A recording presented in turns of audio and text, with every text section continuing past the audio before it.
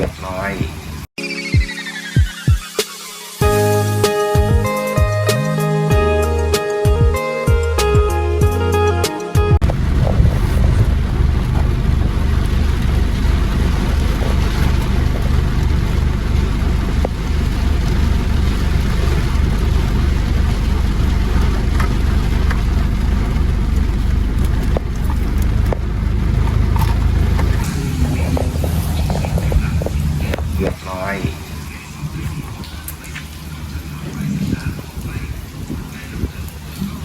ยอดครับปลาเห็ดโขนวันนี้วันแรกที่ได้มา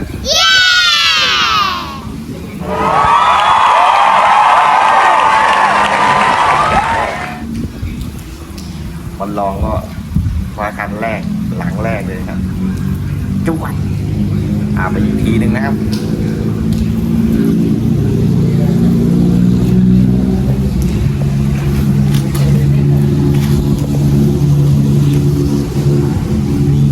ตัวใหญ่นะตัวใหญ่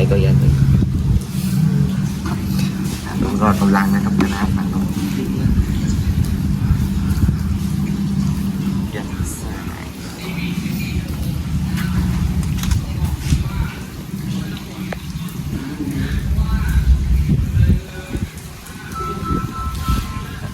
จอดใจ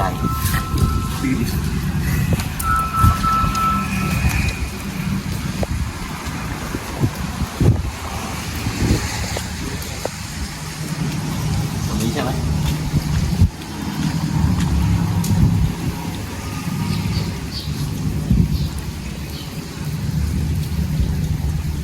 ไม่ได้เอาลงน้ำเหรอว่าลงน้ำครับ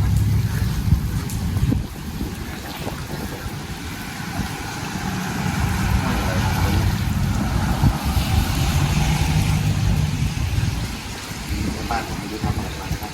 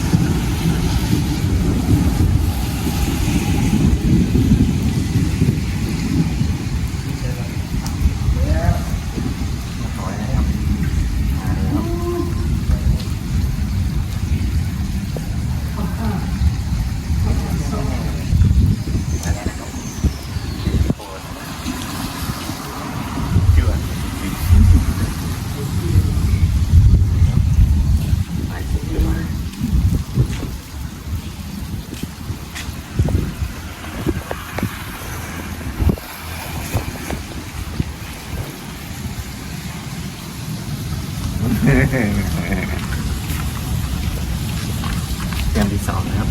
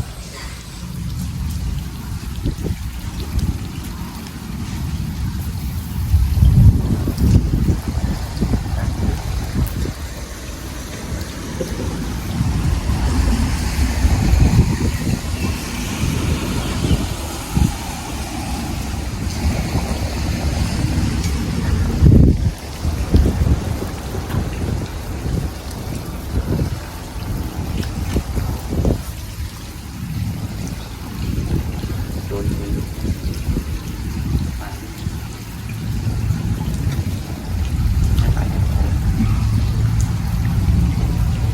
กระจิ๋วเรียกว่ากระจิ๋ว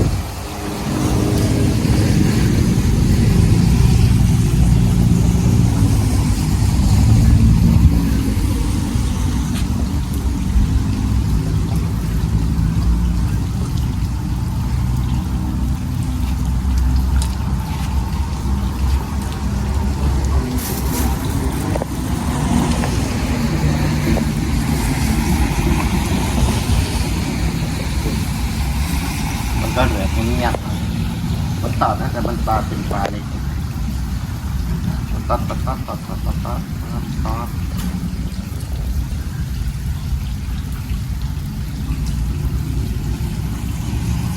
ี่นะครับ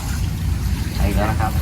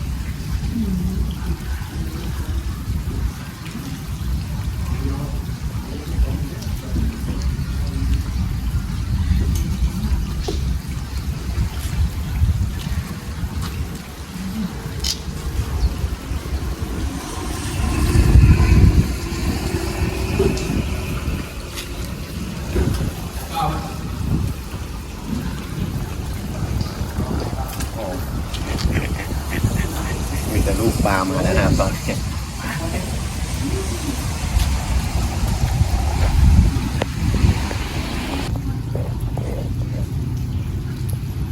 มาอีกแล้วครับผม1 ตัวนะครับได้แต้ม1มาแล้วครับเห็ดโคนครับไซส์สวยๆนะครับวันนี้ที่เกาะลอยนะครับที่สำคัญเกาะลอยไซส์สวยๆครับใครมีโอกาสก็แวะมานะครับนะทุกคนนะครับตอนนี้กำลังเข้าปลาเห็ดโคนกำลังเข้านะครับเริ่มเรื่อยๆนะครับจัดไปเลยครับตามนะครับขอบคุณครับ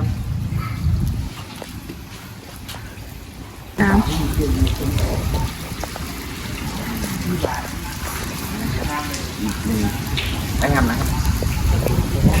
มาแล้วอีก1 แต้มนะครับที่เกาะลอยนะครับสะพานเกาะลอยนะครับตลาด1นะครับมาอีกแล้วนะครับเรื่อยๆนะครับนารีบมานะครับตอนนี้กำลังจวดเลยครับกำลังสวยครับจัดไปครับ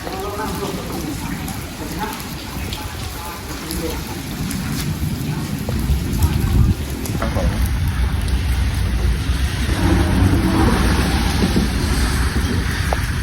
นั่น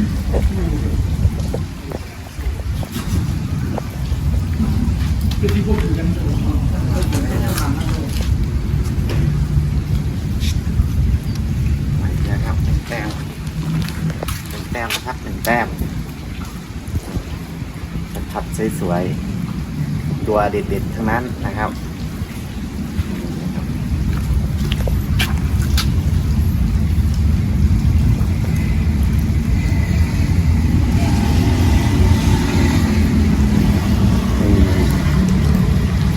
ใช้หาดวอนเนี่ยนะ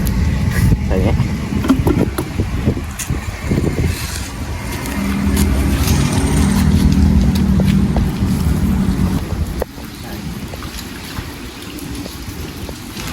นี่ตัวใหญ่เนี่ยมาเลยเริ่มจะมีลูกแรบกับตีมาแล้วครับเกาะลอยนะครับเกาะลอยนี่ยังไม่สายนะครับยังมาเรื่อยๆนะครับ